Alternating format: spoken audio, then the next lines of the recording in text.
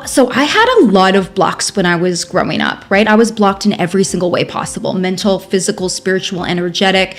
I had so many blocks. I was very dysfunctional, and I spoke through jokes most of my life. Like, most people knew me back before as the comedian. I spoke through jokes, and I didn't actually know how to have a conversation.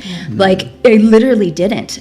I remember somebody asking me, "How are you?" And it was a family member, an auntie, and I was shocked. Like, it was just like, it was a weird scenario. I felt like almost like I was getting attacked, but at the same time, she was asking more questions than just "How are you?" But I didn't know how to process it, and I didn't know how to handle that, because I'd spent most of my life with drugs and alcohol, and like, that was how I socialized. So doing it sober was like weird to me. And so I lived most of my life in this very different mentality. And eventually I started to, I was also in a car accident where I was thrown 100 feet from a car. And so I landed on my foot somehow, which is a miracle, but I was in a cast for about 5 or 6 years.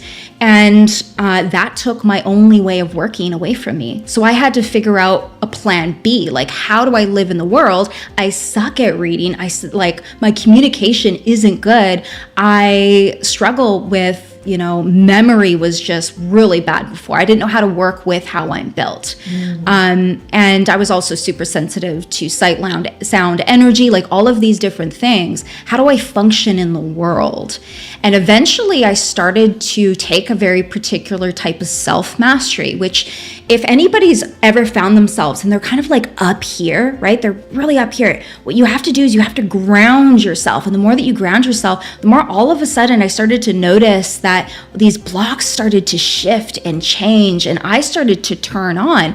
Then I started anchoring my wisdom.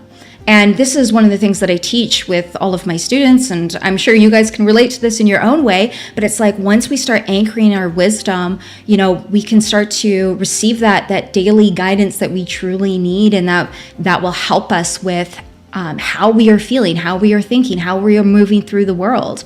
And yeah, that's one of the greatest things that you can do is anchor your truth, because there's so many different types of information floating out there.